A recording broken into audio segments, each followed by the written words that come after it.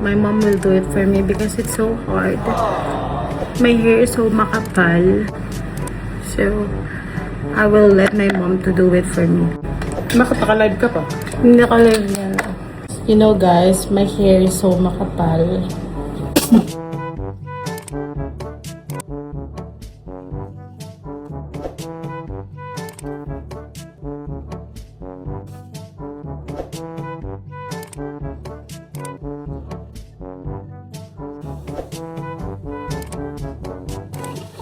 Puro ka ka-artehan.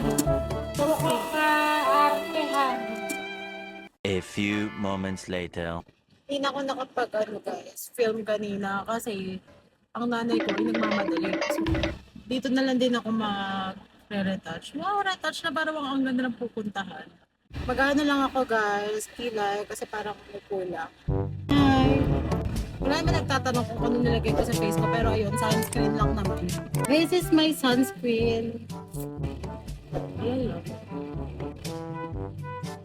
Bakit yung mother ko sa friend niya kasi kailangan niya magbihis. Pupunta kami sa Umalpunin with my mom's friends. Powerful na siya.